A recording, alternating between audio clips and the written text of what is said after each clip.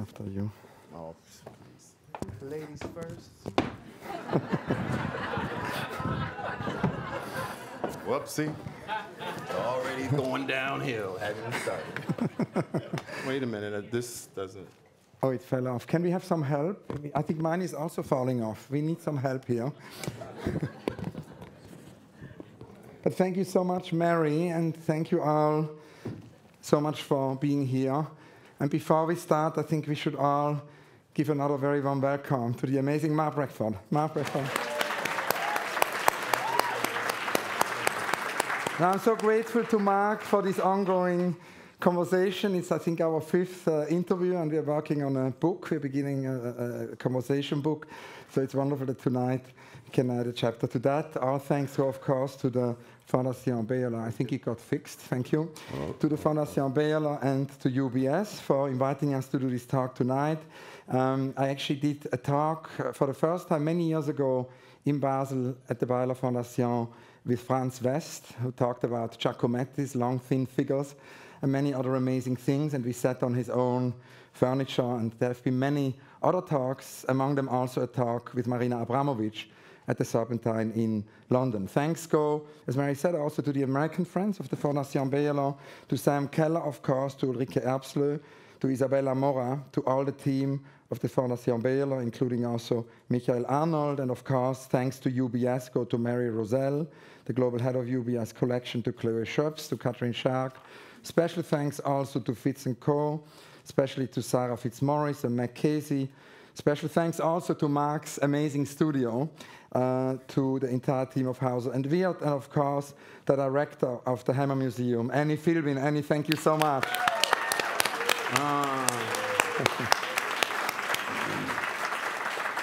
And I wanted to actually begin somehow where we stopped when we did this conversation in October in London at Frieze, and we talked there about how actually art can play a bigger role in society, and actually how also society can actually give art more space, how artists can be at the table.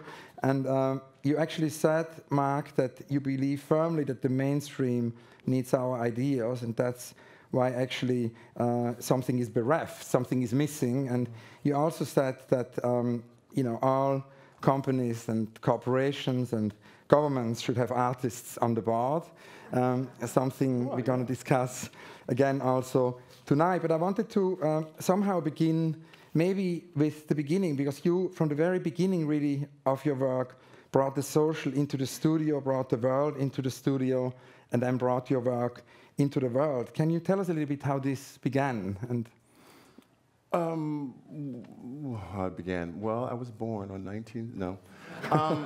How it really began was you go through art school and you learn history the way it's supposed to be, and you start to move through it. But what I noticed is, for me, abstraction and deciding to be an abstract artist, but having the studio in South Central and working in a hair salon and being gay, and there was so much possibilities of kind of identity or figuration. So I made a space for myself that was abstract, that I could figure out stuff. I wanted to slow things way, way down and take the slow road and try to figure things out. But how do you do that in such a heavily inscribed place like South Central? You know, how do you open that conversation up again? How do you find the little details that aren't constantly overwrought? The black body is so politicized. And so for me, it just really became, I really wasn't buying the whole modernist 1950s, you know, internalize, you look inside, you leave the world behind, 1950s painting, studios, New York school, and you channel some inner thing. I guess I channel the inner, I don't know, Scandinavian, I don't know what it is. I mean, I never liked this like, oh, I'm gonna channel the raw the rawness or the darker, wild, like Jackson Pollock channeling the Native American. I'm like, what is that? I don't know what that is. What is that, right? So what am I gonna channel? I'm already black, the inner Scandinavian. I mean, this didn't make sense to me, but what made sense to me is turning my gaze outward and bringing things from my environment that were, I guess, potent, And then bringing him into my studio, and you said something earlier about sort of Richter saying that he believes that being an artist is like the highest form of hope. For me, I believe the same thing. I would bring things into my studio that had an urgency and had some pain, definitely some pain. But in my studio and grappling with them, I would find something in it that was beautiful, or I would find something in it that there was an alchemy in it. Does that make sense? Yeah, very much so. And also, I mean, you mentioned Richter. Another painter we often spoke about together is Oscar Jahn. And Oscar Jahn is an artist who is far too little known in the world really today, and needs to be revisited. And you were very inspired by him, how he sort of connected politics and abstraction, but also how he actually connected and produced reality, within the world. Could you talk a little bit about what inspires you with Oscar? Well, I ran across his work in Denmark in the 80s when I was just kind of traveling around. I spent 10 years kind of traveling around the 80s when, it was just, the 80s was a little tough being gay. The AIDS epidemic, and it was just kind of a time where there was so much in the air, and I didn't really know what was going on. I was so young. So how do you grapple at 18 or 19 with being young and carefree and actually having all your friends die? It was actually too much. So I just kind of started to travel. And Oscar Jahn was someone that I just came across because in Europe so many of the museums are free. And so a lot of times waiting for the nightclubs to open in the evening, you didn't have anything else to do, so you might as well go to a museum, right? So, see, somebody said, right, Judge you, yeah. And so he never separated politics from the world. He was part of the Surrealist movement. He walked away from that. He started his own school. He supported artists. He just never saw the difference, the binary difference between us and them, politics and the work. And that stayed with me when I came back and I went to art school. And he's always kind of been a person I've read about. And so it's interesting, though, because I was probably introduced to European abstraction before American abstraction. American abstraction is something I learned when I was in art school. European abstraction was something I learned waiting for the nightclubs to open. And that really is true. I mean, if you don't have a lot of money and you're in Europe and you hang out in the parks in front of museums, and you're like, well, I might as well go in the museum too. But wandering around free museums, you can learn things. That's why it's great that a lot of museums are free. And it was actually not only nightclubs, but it's also night trains. And we have that in common because I grew up taking night trains, in Europe, and basically go every day to another city and spend the night on the train. And I believe we need. You weren't in them clubs. But we need to bring the night trains back because it disappeared. So you traveled a lot by train. I did a night train. You'd figure out you get on the train at 12 o'clock at night and you sleep all the way, and you could get off at Rome, and then I'd kind of work in the nightclub in Rome. And so you really figure out the network of night trains and museum parks and it really was kind of like a little network. But a lot of people did that in the 80s, right? It wasn't that unusual, right? I mean, everybody did that, I think. And then, of course, we spoke about this idea of how, to bring the world into art and how to bring art into the world, something we want to focus on today, and how art can have a bigger impact on society. And you told me once, and I thought of that actually today when I saw Lauren House's exhibition, which connects so much to the urban space and the idea of building a city. You told me about the '92 riots and how actually you saw the city change, and how you then saw also all of a sudden posters and billboards. Can you tell us a little bit about what changed, how you saw the city change, and how that entered the work? Well, the west side of the city didn't change, but certainly the south central changed, because after the '92 riots, what happened was that the demographics racially changed. Actually, more Hispanic people came in. There was really years and years of what I call vacant lots, but around the vacant lots, all these plywood barricades were erected, and on the plywood barricades came all this informal advertising: sell your houses, DNA testing, my child says daddy, daddy, daddy, daddy. I never liked that one, you know? My child says daddy, and then they would repeat daddy, daddy, daddy, and I was like, ooh, how about father? Daddy has a different connotation. Daddy, big daddy, sugar daddy, you know? It was weird. I don't know. Anyway, it just caught me in a weird way. But what I noticed about that was these kind of parasitic kind of advertisements. They preyed on the local community because they already know you're losing your house. Like, we know you're losing your house, so we're going to buy your house fast. And so it's different than sort of West Side advertising, where it's like, you really want this car. You really want this new Apple phone. It's sort of different there. It's almost the need is already there. So it's kind of interesting, and you know, sometimes I call the numbers, which is really interesting when you call the numbers, and you know, it's so bizarre sometimes. Say, well, okay, so you're going to buy my house, right? Okay, you're going to buy it for a certain amount, and you know that I'm losing this house, and you know this is kind of wrong. Oh, but it's so interesting, all of the different excuses that they give. It's just parasitic. And but, you know. And when did you then have the epiphany to actually, because you decided to do abstraction, but you had at some point the epiphany to not do it with paint, to do it with paper, to do a kind of an amalgam really with paper. But do you remember the day when you had this idea? Well, no.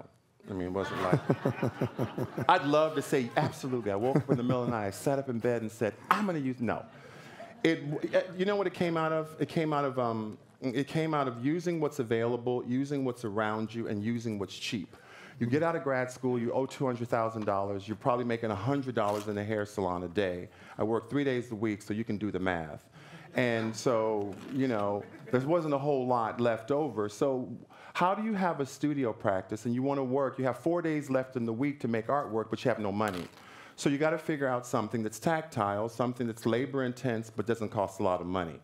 So I immediately go to what's cheap, whatever's around me, what I can do, because I like a studio practice. I like to kind of fall into the day-to-day. I guess I probably was a hairdresser, so I guess I looked at what was around me. End papers were cheap. They were 50 cents a box. You know, it was cheap, and bed sheets were cheap. So really it came out of wanting to do something, not having a lot of money, and working with what I had. And then eventually I found that I conceptually liked working with paper, but in the beginning it was just wanting to develop a practice, a studio practice without much money, but wanting to. Because how do you experiment if you're broke? Like you get one tube of paint, and you're not going to do a whole lot of experimenting if you're broke. You're like, well, I'm going to really stretch this or something. So I needed to make mistakes, but what material comes in bulk that you can make a lot of mistakes with, doesn't cost a lot of money. So really, it was just me thinking about what's possible. And so going out and looking and I remember I would go walk through the beauty supply because I would go to the beauty supply to buy some hair color for you. And, you know, yeah, that was a whole nother Hans you guys don't know about. Yeah. And I would look and like, what's cheap? Oh, that's cheap. And oh, what's cheap? And I'm sure it was just what was cheap and putting it in going up to the desk. And you're working on a show now on these very early works, right, for Fort Worth. Can you tell us about that? I am. Can you believe? I'm unbelievable. I mean, so all of the end paper works are putting together in a show, and they've been written about and historicized, and it's so funny, you know, how you can like historicize something and make this linear. Like, I was so wild doing that stuff. And so in lots of your work, you know, you bring the city and you bring society into your art. And we wanted today to talk about the moment when you also then decided to actually go into society with your project. And of course, there's a long history of that. You have, for example, in England, John Latham, and I founded together with Barbara Stevini the Art Displacement Group. So they had this idea that actually, you know, a group could bring art into society. And this brings us, of course, to art and practice, which you started. Can you tell us a little bit about when this idea came to you and what prompted that? You know, Hans, I'm going to be really honest with you. I think that I never fully left the society because a lot of times I can be Mark Bradford in the art world, but as soon as I step outside the art world, I'm a black man. And everything that goes with it, good and bad. So I'm always aware of the world, or the world is always making me aware. So it's not like I can ever have that luxury of walking down the street just as, no, that's just not possible. So I'm always aware of that anyway. And I went to school earlier, so I had had so much life in the world, so many friends in the world, so many, I was in the world, honey. So I never left the world. It wasn't, I mean, I took a little 5-year hiatus to get educated, but I was always in the world. I liked the world. I could navigate the world. I was comfortable. I took my hits in the world. If I fought back, if I didn't like something, I would fight. So I never fully left the world. So, and listen, being 6'8" and black, I mean, you're always 5 minutes away from, excuse me, you're like, how, you play basketball? I'm like, yeah, sometimes I play. Yeah, I do. They're like, what team? I don't know, the Cavaliers. I play with it sometimes, so. But it's always there, and the black body is always political, so I'm always aware of it. And anything that I didn't particularly like and wanted to change, it was, I think, that's maybe where the art practice started. But it's interesting with art and practice because, of course, it has also to do with, as you told me, meeting people at their need. It has also to do with something, we realize also, I think, in every city is that there are, of course, you mentioned free admission, and that's one possibility to make museums more accessible. But it still means that many communities would not see exhibitions. We kind of need to go into many different communities with projects. And so I was wondering if you can talk a little bit about the sort of art and practice, the beginnings, and how this project started, and how it also changed over time, and where you see it now. You know, really how it really started was, it started having a museum show and starting with noticing the young people that would come through the education department and realizing, oh, a lot of times the first contact that young people from on a school trip, they're going to come in contact with is the education department. They're not going to come in contact with the curator. And so I started becoming really interested in working in the education departments in museums when I would have shows. And then I would start to look at the demographics. I would see these kind of, black and brown kids that got on a couple buses. And I'd become fascinated by oh, interesting, you have this kind of alternative, non-traditional. And I'd kind of start to talk with them about where they lived and how they had to navigate and not being so traditional. And thinking, well, that kind of was me. And I thought, well, wouldn't it be interesting is if we could take all our heroicness and instead of asking them to come there, but kind of us going there to kind of make us more vulnerable. We're constantly telling people, oh, please, please, please, please, come up, come here, come over to here, come here, and be super comfortable. Often, there's many communities that have not seen people outside of their race. And what if a little young person or something is in a local community, but he's just uncomfortable about leaving the community? I think that, so I thought, well, why not I like what we do, and I like the ideas that are generated in the contemporary art world. I like ideas, I like all this. But we can go other places with it. We don't have to always ask people to come to us. And so that was half of art and practice, just do what we do in a down there. So on the way to the liquor store or was that good? Okay. Well, it's what I believe.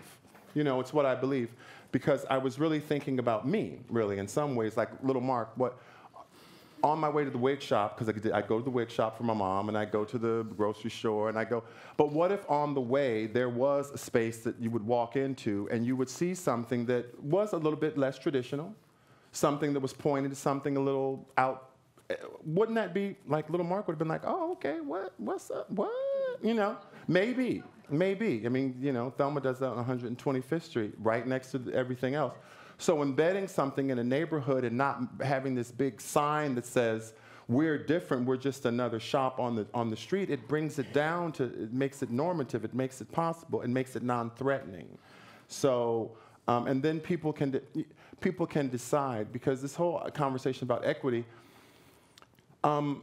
let them be at the table and decide if this is art, not art, if this is, you know, contemporary and not contemporary, but you have to be there.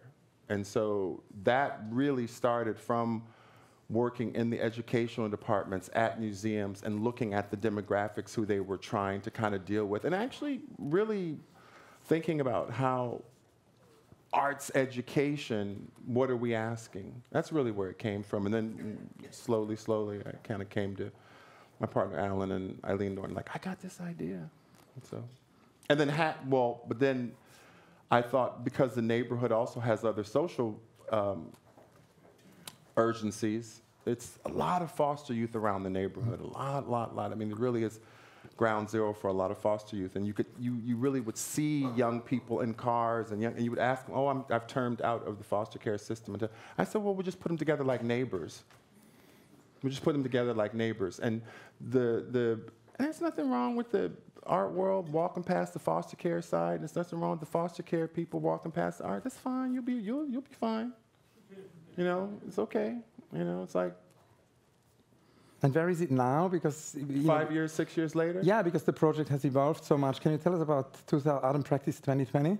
Well, we have a show of Eileen Harris Norton collection. It's an amazing show up right now. It's a collaboration with Annie and the Hammer Museum and Aaron. Aaron, where are you? I'm giving a shout out to Aaron too. And you know what's very important is the collaboration with museums. Mm-hmm. And because it says, it's one thing to put on an exhibition, but it's one thing to say in collaboration with the museums. Museum collaborations, they elevate everything. They elevate everything. So I'm pretty proud of that. I'm proud when people step up and they want to kind of collaborate. And it's also it's very important for artists to be able to have a museum show. It's very different than having a gallery show. No offense, Hausenworth, but there is a, you know, it is a difference. And so really fighting for that and kind of getting a kind of a museum to collaborate is something that is important for, so that stays in place. Now, I would say the foster care side is just, as needs change, we change. Yeah. And is there anything, I was thinking, you know, which you dream for it to be in the future? Is there an unrealized part of that idea? Because, again, you know, to go back to Latham, and, you know, Latham also, of course, like Joseph Beuys talked about social sculpture. And is there anything in terms of art and practice as a kind of a social sculpture which you dream of, which you haven't yet been able to realize? I don't know. I mean, well, I would say with the foster youth side that more that we just are able to help more young people get sustainable scaffolding under themselves. The art side, I hope that we just keep continuing to have museum collaborations and that we show art that's, you know, that's compelling. That's what. I don't know what it looks. I mean, I don't know. It was such a small idea. It wasn't. But I think that's a great end of the part one of this interview. A big round of applause for Mark Bradford. Oh, now, shit, honey. I was thinking to make it more dynamic, because usually it's always, it's a conversation and then it's a Q&A at the end. So I thought today we're going to do it slightly differently. We ended part one, and before I'm now going to ask questions of part two, we can open it maybe for first questions. If there are any questions or comments from you, we could ask them now. Yeah. Mark? Yes, Do we have a Susan. microphone for the questions? Yes, sorry, I have it first. Okay. First of all, thank you for being here. You talked about two things. One, your lack of resources, and two, your love of paper. Curious what pushed you through the lack of resources, and what drove you towards paper? What pushed me to the lack of resources? Poor planning. I mean, what do you mean, lack of resources? I mean, I went to grad school and, I went to Cal Arts and I owed a lot of money and I got out and I was a hairdresser, and I went back to being a hairdresser, and there just wasn't a whole lot of money, you know, no plan B there. So, yeah, is that no? So you said pushed you through the lack of resources growing up. Oh, growing up with my mom. Yeah. No, we always had enough money. We were okay. Yeah, no, it wasn't, she was a hairdresser too. She made more money than I did, yeah. I just was like a lazy hairdresser or something like that. Yeah, I wasn't, yeah, no. It really became once I started working and going to school and committing to that and kind of when I got out. But here's the interesting thing. Being an artist, and I think even being in society and being the kind of young man that I was, and kind of the society kind of telling me very early that you're going to have to, you know, maybe, you know, what was the nice way of saying it? You're going to have to forge your own path. Very early, I never was a person to look for people to sustain me or to love me. I know there was, I found that I was kind of self-motivated. So after I got out of school and became an artist, and there was no backing, there was no gallery, there was no money, there was student loan, I never looked outside of myself to make it happen, because I guess I've been doing that since I was not 7 years old. You know, I don't spend much time with people that tolerate me. I spend most of my time with people that celebrate me, right? I mean, because you can't flow. So I think most artists are that way. I think that I just figured it out. I figured out what I could do. Does that make better sense? Okay. I try to answer. You have more questions here? Good evening. Good evening. I wanted to talk, today's Valentine's Day. Right, happy Valentine's, everybody. Shoot, honey, hug somebody. So I wanted to ask you about love, your love life, and... I have one. No. But, you know, in general, how love has helped you, or, you know. Well, okay, look. You know what? I don't know. Yes, I have a partner. I had him for 25 years. He's just not here right now. But if everybody knows Alan DeCastro, Lord have mercy. You know, that's right. But what I do believe in is a certain type of kind of love of relationships. I think that the people who are in your life, love is a living thing. You don't wait until they die or they're not here. You show you love people now.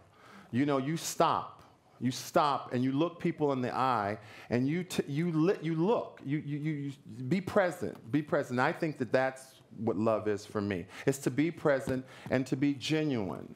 Not in this kind of. I'm not a naive person, but I'm a very. I do believe in love. And I think in times when even being an artist, and even if you look around what's happening now, I choose to love, right? I choose to believe. Like, I don't know what happens after we die, but I choose to believe something. I choose it. It's kind of my faith. So, yes, to love. Yeah, because I don't want to be alone.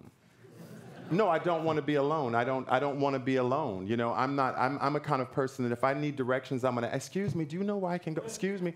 Like, if I need something, I'm going to go out and I'm going to ask the world. I'm going to ask people that I know. I'm going to share myself. I'm not a perfection and kind of standing in the ivory. It's never been my thing. I don't have a problem being vulnerable, showing myself. I need what I need. I need people. So I don't care. Shit. Thank you. We can take 2 more questions. We've got a question here. Hi. Mark. Ooh, hello. Hello, Pisces. I I want to know about your work with these foster kids. You have a very active program with them. Are you leading them to have an appreciation as an adjunct to whatever programs you do with them? Are you leading them to see art, to maybe think of art as a career? No. So what is it? Scaffolding. Emotional, psychological, scholarly scaffolding. I mean, if I have a couple dollars left, it's going to go for mental health. If I have a couple dollars left, it's going to go for a place for them to live, a job. If they want to walk across the street and see Eileen's show, great, fantastic. But generally, the needs are so urgent. Now, we have had crossover. We've had people that have gone through the program, and they've worked in the gallery. They've worked. We have interns that work in the offices. I always say that art is the family business, and it permeates everything because I am an artist. It's like being a hairdresser. My mom was a hairdresser, so it was like the family business. So it's there. But when I sit down and, oh, boy, I mean, the pressing needs are so, it'll break your heart, really. So you just really want to, what I talk about, that kind of scaffolding, that kind of emotional, physical, psychological scaffolding around something. You know, we have to, if you look at like a tree or something, you have to, that kind of post to hold it up until it can grow strong enough, and then you can remove the post. That's really what I'm constantly thinking of when I'm working with them. But there's a lot of crossover. There's definitely a lot of crossover. But it's on an individual basis. A person will come and say, I'm interested in art, or this person say, I'm interested in art. But the bulk of the money, the bulk of the thrust, the bulk of comes to this kind of economic, emotional, psychological, and physical scaffolding that they'll need just to be, that they can have the same possibilities or closer to the same possibilities. Because in many ways, I fell through the cracks. Not even many ways, I did. I mean, by the time I was in 10th grade, I was done with school. I was out. I just didn't kind of get that. So I'm not connecting me to them, but those are there's an urgency. But there are crossovers. Can take one last question? And no worries, there are going to be more questions at the end. This is just part 2. What? What you doing? Some kind of conceptual thing over here? I mean, okay, what? So I'm curious if the current political landscape changes you as an artist or as a person who fosters children. There'll always be, there's always going to be a negative flow. I think artists have always kind of mined that territory. I don't think that a lot of what we're seeing today couldn't have flourished unless there were seeds of it there. I mean, you can't, there's certain things that flourish because these kind of energies are already there. You can't sort of say, oh, no, it wasn't like this before. Well, come on now. Like, it had to be a little bit. Did that answer your question? Yeah. Kinda, yeah. It does. Okay. You've got to wander around it. Well, no, I don't have to wander around it. Word through it. Yeah, what you wanted it more direct? Sure, yeah. Like what? I don't know. How did Obama affect your art, and how does Trump affect your art?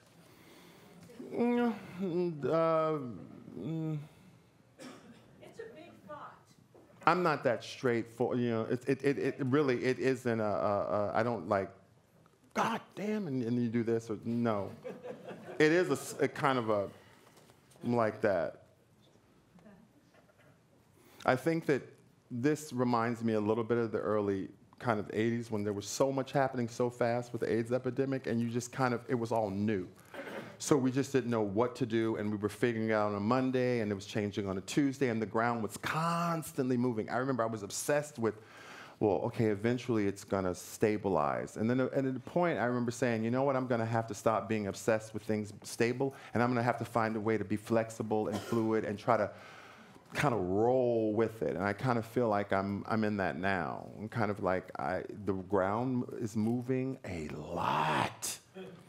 But what I can do is I can't open my mouth and say how I feel about things. I'd probably say the thing that I feel most of the time is vulnerable. That's really what it is. Not really scared anymore, but just vulnerable. More kind of in a vulnerable. But I think many of us feel that way. In what ways vulnerable? Girl, I don't know. Just, you know, you read the newspaper on Monday and Friday it's something else. I mean, damn. I mean, it's, woo. But it is, what I would say, it's a good time for us to communicate with each other. Amen. This is not the time for us all to have all the answers. We have to just communicate with each other and share even if we share our scare, even if we just share that we're scared, that makes it just a little bit better. Because it's collective. Like, okay, I'm not the only one feeling this way. Did that answer your question? Yeah. Okay. Okay. Now, we talked about art and practice. One thing I realized we never touched really upon in our conversations, which I think is really relevant to talk about, is your work with public art, public art commissions. And the other day, actually, somebody stopped me. I went to the office really early one morning at the Serpentine, must have been like 7 a.m., and somebody stopped me and said, you know, if I would work there, because it was obviously out of opening hours. And he said he wanted to tell me the story of what happened with his daughter. So basically, he came on a walk one Sunday with his daughter in the park, and all of a sudden the daughter ran into the pavilion, because we built these architectural pavilions in front of the Serpentine, and there are no doors, so people can just walk in from the park. It's in that sense public art and for everyone. And he said he just wanted to thank us because his daughter had an epiphany and now wants to become an architect. And then I said, you know, if they had also visited the exhibitions. And he said, no, he'd never been to a museum. And then I said, why? Why they hadn't, you know, visited the museum? And there was a relatively long silence. It felt very long. And he said, because he thinks it's not for people like us. So there are so many people who wouldn't necessarily go to a museum. So in a way, it's important that through public art, we can create such epiphanies, as they had such encounters. And you, of course, have done this many, many times. You kind of go and we talked in London a lot about your exhibitions. We talked, was the moment when your show opened at House Andrea, so we talked about your paintings. But I wanted to talk today about your public art, about when you go with your art into the public space. There is, for example, the bell tower at the airport here. Yeah. Could you tell us about that? I have a whole list here of public art projects I wanted to ask you about. Well, and what public art means for you. Well, people kind of look down their nose a little bit at it. They were like, ugh, that's not real art. Mark, don't do that. And I was like, oh, don't do that? I'm totally going to do that. Here's the thing. You know, I find sometimes a little bit annoying when people say, oh, don't do that. We don't do this. This is how we do it. You know what? You can take anything that's old and dusty and reanimate it, dust it off, and it can have a new life. Just because it hasn't been animated doesn't mean that it can't be animated. Yeah, a lot of the public art I see was like, oof. But it's a space, people see it every day, and so I did pitch for this LAX commission. I did not think I was going to get it. I held really firm to what I wanted, and they finally went for it. It was fun. I had to sit in a room full of this many people and defend why I wanted to put this thing. I liked it.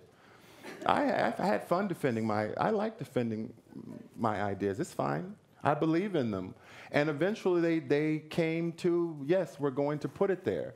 I believe in what we do, and I believe in the ideas that we generate. I believe in the ideas that are that are the scaffolding under every show that is at this museum right now, and that Thelma's doing. I believe in those ideas. So why wouldn't I? Don't defend myself, but I will stand firm in my ideas of what we're doing, and so that was one of them. Some people look at it, I'm standing in line sometimes when it's because it's an international term, they can you believe that? I heard that thing cost $1 million. I said, for real?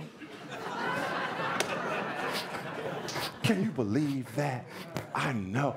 I mean, you know, but it sits right over TSA, this like surveillance, you know, right over this kind of, you know, it's about, integrating our ideas back into a larger conversation. Or we can just leave the larger conversations to, you know, where they are. Another project is, of course, the project for the US Embassy in London. Oh, yeah. It's a very big, it's basically 32 10-foot square panels, and it took a year to complete, and At it's the whole, least. probably longer, right? It's the whole atrium. Can you tell us about that commission? Well, that was interesting. That was under the Obama administration and then finished under the Trump administration. And, you know, I had a lot of mixed feelings about the Constitution, but I thought, you know what? We always go back to that document, so let's magnify that document and let me own that document. Because when that document was we the people, these people weren't part of that document, nor women, nor people that didn't own property. But that document has to be a living document, and I had to remember that when I was sort of installing it, that we, the people, when we don't like something, we protest. And we get amendments, and we change things. That was what I was constantly thinking of when I was installing it, that it has to be a living document, or we would not be sitting here with the liberties that we have. So that was kind of what I was thinking of. Not making it, because making it I can make. But that's what I was thinking of. And then there is, of course, another form of public art would be billboards or posters, and like posters. That brings us to actually this piece with the police body camera. It's called Life Size, and there are many dimensions to it, because on the one hand, it's now part of an exhibition which I've curated of posters called It's Urgent, which started in Denmark, is at the moment at the Luma Fondation in Zurich, at the Luma Westbau. It's going to then tour, but it's also actually, it started all exactly 1 year ago when Bettina Korek, who is here, and we should give Bettina a big round of applause. When Bettina Korek invited you to do this as a billboard, but also as an edition, actually, and it's very interesting. I wanted to ask you about both, because it's not only the billboard, but then the edition created a whole economy which helped the Art for Justice Fund. Can you tell us about this piece? Well, I thought, what did I think about it? I thought, why not expand the conversation of what an art fair can do? I had this idea. I've always been fascinated by body cams, because this is supposed to protect us. This is supposed to be the thing against injustice. Sort of like, if a man is pulled over and that the police do something wrong, this is going to protect you. No, that's not always. It's not the case. It's not on. It doesn't film it. It doesn't. So this little device, this kind of thing that's supposed to sort of protect you, is really a kind of an interesting device. And so I really wanted to kind of focus on that, and I wanted to call it sort of life side, because it really has to do with bodies, isn't it? It really is recording bodies. That's what it's doing. It's recording the bodies and saying, in some ways, seeing this camera, we're supposed to say, you're safe. You will be safe, because we're going to record everything on here and protect you if something goes wrong. Well, we've seen that that's not always the case. Sometimes it is, and sometimes it isn't. So this little thing, I was kind of fascinated by it. And so I thought raising money for this fund that comes from art and artists, which is really interesting, right? And we're stepping our toe into social justice and incarceration. I said, why not? Aggie did an amazing thing, right? And I just wanted to be part of it. So, and particularly, I talk to people who are leaving the penal system, and what they always say is, it's hard to get a job because of our record. It's hard to get a job. It's hard to get training. It's job. So I said, okay, well, I'll raise the money, and it'll go to jobs, training, sustainability. You just listen. What do you need? And so that's where it came out. They raised $1 million, actually. But that was a good couple dollars. That was good, yeah. That's good. And but again, these are just things that come up. And you'll present me something, but Bettina presented me something, then I thought, well, how can I make it my own? It was just me thinking about how to make something my own for me as an artist. And I won't do it every year. It was just something, you have those moments where things just make sense. But it's great because it actually made me just think also of Oscar Jan again, you know, because he, with his paintings, helped the situationist movement. Yes, the situationist movement was... I said surreal, the situation. That's right. Yeah. And another thing which really fascinated me is what you said before when you talked about these collaborations with art and practice and other institutions, right? This sort of, and Isabel Stengers and Ilya Prigozhin said the most urgent thing, one of the most urgent things is that we find new alliances and that we, you know, basically collaborate and we create new collaborations. And we realized that, for example, when we worked on this John Latham show, which was all about APG and how to bring art into society, we worked with Flat Time House, which is this very small artist-run space. And it was amazing to combine an institution like the Serpentine with a small artist-run space.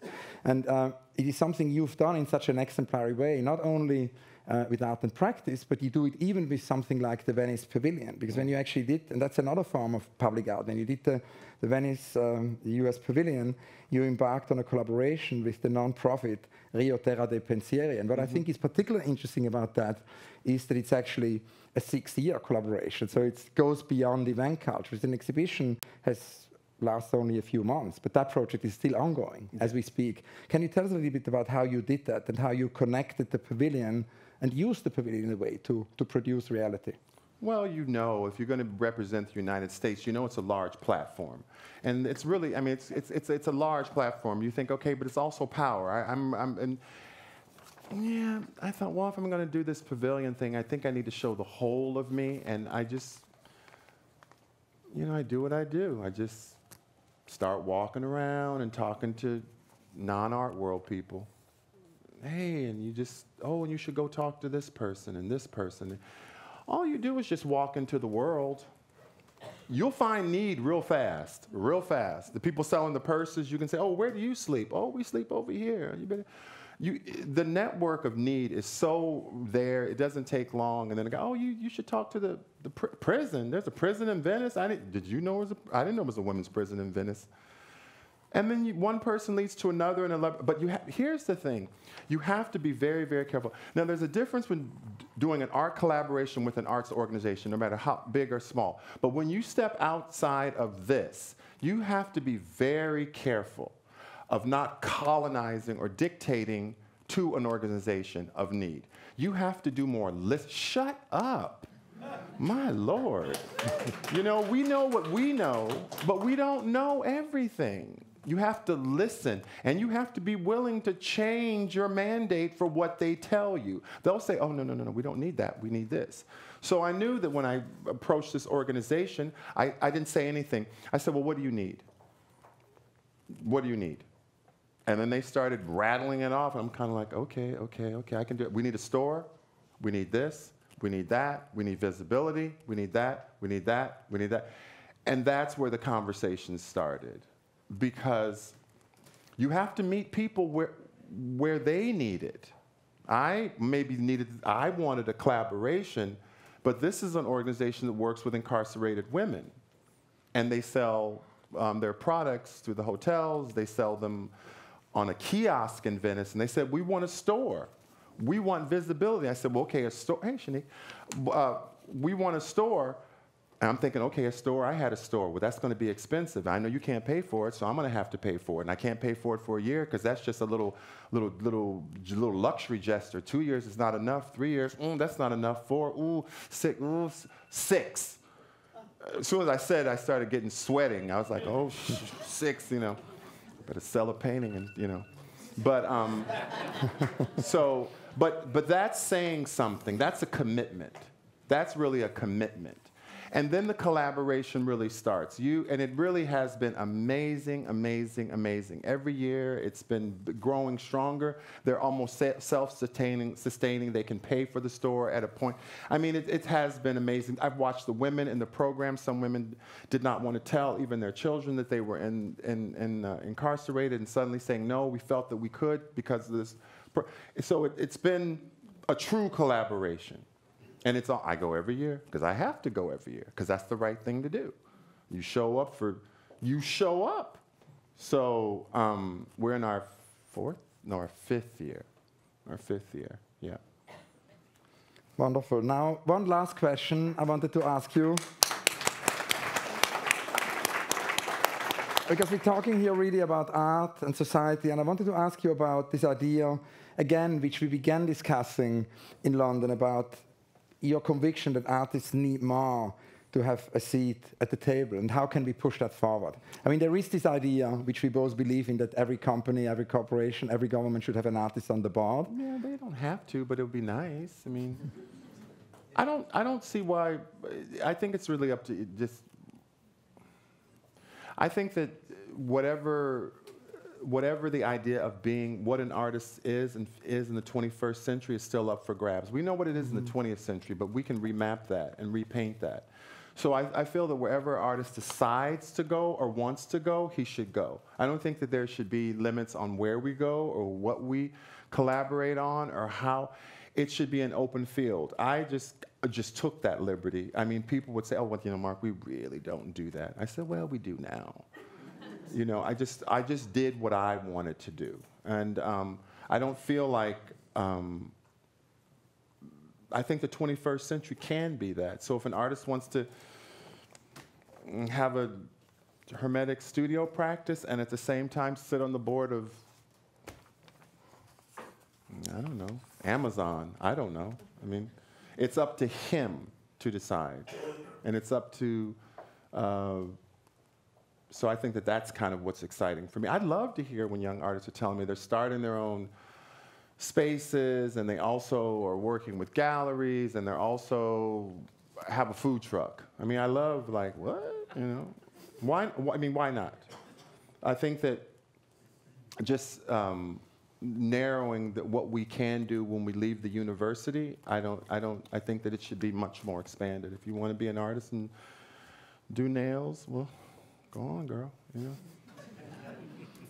And maybe we should return at the very end of this conversation to the studio, because you told me that you've actually worked a lot over the last couple of months, and I want to ask you a little bit to tell us about this new body of work, because in London you told me that you somehow go away from the city, and that there is more nature in the painting. Can you tell us about what you're working on right now? Nature, that is funny, because I am so not a nature person.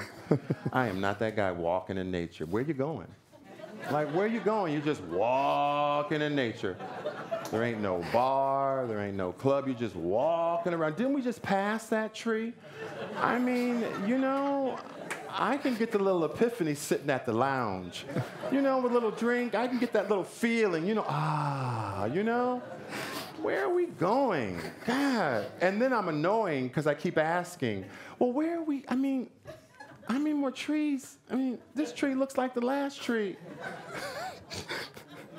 But you said that it goes... like that, too. You said it goes to nature, semicolon, a little. A little bit. Wait a minute, because I was in the car with Yvonne. I was in Scotland, and it's a whole bunch of nature in Scotland, and and he's got all this nature everywhere. And he said, "Oh, Mark, you want to drive up to the precipice, or do you want to walk?" I said, "We can drive." He drove me up there. I kind of looked around. I said, "Okay, I'm ready to go back." I mean, what? But I have noticed that the work is true. The work is, I don't know, it's kind of an urban nature, like Angkor Wat. If like Angkor Wat, kind of, the old ruin would take back civilization. It's kind of, I don't know. It's kind of interesting, but yeah. Something else happened since we saw each other last. Walking through the woods. No, I didn't. But something else did happen, which is actually the silk screening, because you once told me very early, early on in your work you worked with silk screens, and now they're back. What's happening with silk screen in the studio right now? Silk screening was the first thing I learned at CalArts, because after all the heady theory, I needed to do something physical, so I would go to the silk screen lab and I would silk screen. Actually, one of my assistants is the same way. Sean, he's over there, and we were both silk screening all the time at CalArts.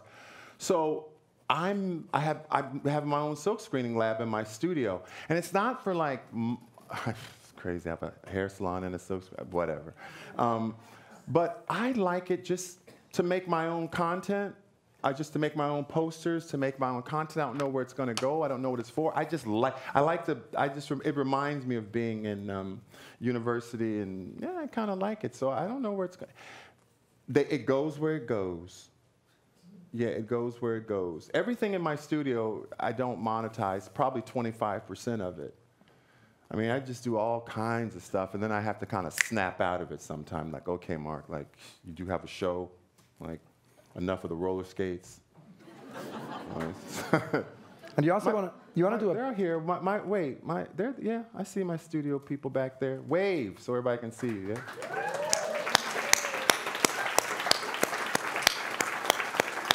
They put up with me.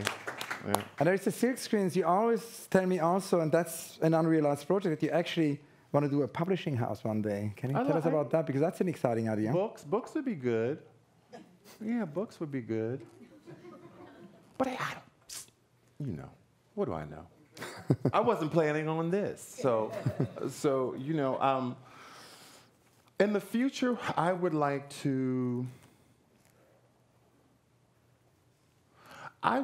to get more involved in a relationship between kind of contemporary arts education and creating more access to people who, say, could not afford the Ivy League schools. Like what Charles Gaines is doing at Hauser and Wirth. I don't know if you guys know, but I think it's amazing. Charles Gaines actually has a curriculum of, you know, that he's giving away for free to young people at Hauser and Wirth. I think that's amazing. He was your teacher, no? Yes, he was. Yeah. I understood. The last semester I was there, I finally got it. I was like, I finally got it. Brilliant man. Brilliant man. And I think that... So why is he? Because there's so many artists keep telling me that he's their teacher. What makes him... No, he's there a long time. I mean,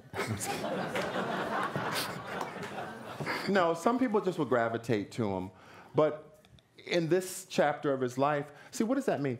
So being very respected at Cal Arts and having this amazing career and having supported so many artists coming underneath him, and then having a gallery that now he's having this lesson plan that he's giving away for free. See, that's what the 21st century to me looks like. That's what it looks like. I mean, that is a wonderful conclusion. The 21st century should be about generosity. Mark, thank you so, so much. Thank you. Thank you. He looks like a little boy, huh? His little smile, he does look like a little boy. Thank you guys for coming, I appreciate it. Thank you, and maybe, shall we take one or two more questions? Or we can take one or two more questions. From Sandra, but don't make it real smart. Yeah, there is a question here. Talk about some hair or something. You had mentioned sort of being done with school in 10th grade, so how did you stick in and make it all through grad school and Cal Arts? And like, there's a big jump there for someone who was tired of education. No, I did finish at a continuation school, and that's like a school they just dump you in, and they're like, good luck. You know, it's like literally they just dump you in a school. So I managed to get through that. And then really, I was 17, 18, and, you know, the thing I learned is if you're going to go to university at 18, you would have had to handle your business at 12. There's certain things you don't just jump in and like, I'm going to go to university and be, no. So I missed certain markers. So by the time I got to 18, it became very clear when, not my friends, but people that I knew were going away to school. I was like, well, what you mean going, where are you going? Like, we're going away to school. Oh, okay, you know, and I asked my girlfriend, what's a SAT? What is a SAT? They're like, oh, Lord, honey. Something you didn't, you know. So for me, what I understood was, maybe that's why I'm so obsessed with, like, I talk about scaffolding for the young people and sort of like a foster youth people, because at 18, you have to understand if you have missed certain things. So I kind of knew, and I wasn't ready to start going to university yet and trying to go to the junior college to make up. Age, 19, and so I just kind of took a gap decade. Some people take gap years, I took a gap decade. And, you know, when I became 28, I felt like I was ready to go, and man, you got to sit there and do math 101 and 10, you know, English, and that I went to Santa Monica College. I went to probably every junior college in Los Angeles because I had a, I needed to, had a truancy problem. But I finally made it through. But it was slow, and it was brutal, and I made a lot of mistakes, and I didn't show up on time, and I was that person. But I turned from that person to kind of getting myself together. Like, Mark, you got to get yourself together. So it was really, but it's slow. And then when I was 30 years old, and I kind of finished the I think LACC or something, then I got a scholarship to Cal Arts. Really, I got a scholarship to Cal Arts, and when I got to Cal Arts, that really opened my eyes. Really, I was like, "Whoa, this is like, oh, okay, liberal fringe. What is this?" And the ideas and feminism and like, it was amazing. I mean, that was really opened my eyes. So, I thought it was slow. It was really slow. That was a gap decade. You liked that, didn't you? Some people can relate to that. We can take one very last question. I promise this would not be a marathon, but it's just so great to listen to you. We can't get enough, so one last question. Yeah, we can. Miss Eileen Norton. If there's no last question, I do have a last question. There is a last question. Great. Hi, thank you Hey. so much for speaking to us. Yeah, thank you. I'm a student and I'm a history major, and Okay. General Pickett's charge, or the Pickett's charge piece at the Hirshhorn is my favorite piece of art. So do you think of art as a medium for deconstructing history or rewriting the narrative? Mm-hmm. Yes, absolutely. I mean, you know what? We're always going to revise history, and we should. I mean, oftentimes it depends on who's writing the history, is what we're reading in the history books. And then when equity happens and people start to push back and you say, oh, you kind of left out this whole group, we have to revise history. You get over it. I mean, it's not written in stone. If you really think that everything started with the Greeks, come on. So you have to revise things. That's what the nature of it is. I thought that even being an abstract painter, I was amazed at what was left out. So history is messy. It's not linear. We have to revise it. We have to kind of insert things in that we willingly and maliciously left out, and acknowledge this. So I love history, and I love kind of these kind of post-its to the side of it, like, oh. I'm glad you asked. And good luck to you. Well, I'm glad you asked this question. I'm I'm glad you asked this question because it ties in actually with my very last question. Very last question, because of course, and it also ties in actually with something we often talked in previous conversation, this question, because the importance also of memory, protest against forgetting, because we live in an age of more information, but that does not necessarily mean that there is more memory, so we need to protest against forgetting. But the last question is really, Rainer Maria Rilke wrote in 1926 a book, which is an advice to a young poet. You told us, about Charles Gaines inspiring you. What would in 2020 be your advice to a young artist? Oh, in 2020? Oh, advice to a new artist? I mean, God, advice. What would I tell? What would I have told myself? Look, you follow what you're really into. Really, make work out of things that you're really interested in. Stop with the sugar cubes for the curators and sugar cubes for the collectors and just make what you're into. Try to find make work out of what keeps you up at night. Try to figure out whatever. Don't think about what you think I want to hear. God, you know what? And things. Listen, life gets messy sometimes. Oh my God, life ain't perfect, people. It don't look like Instagram. You don't wake up looking like those pictures you post on Instagram. Life gets messy, and there's nothing wrong with that. There is nothing wrong with life showing up and being messy. Messy and being a little bit vulnerable is what connects us all as people. So I would say that don't be afraid of that. Make work out of what you're passionate about, and that work will find an audience. When I started, oh God, Thelma Golden came to my studio for freestyle. I kind of knew who Thelma was. I was so nervous. I took her to the hair salon because that's what I knew, you know. And I was like, oh, girl this and girl that. And she says, you know, you have a place. But I was who I was. All I could be was who I was. And it wasn't that I was being authentic or not authentic. And I think that that's the main thing I would probably say to young artists. Stop looking to the left and stop looking to the right. Take that stuff out of the books you really read. Put those on your nightstand, not the ones you know. You know. Mark, thank you so much. Big round of applause for Mark Bradford. Thank you so much. That's great. With your little blue suit. Thank you. Thank you. Thank you so much.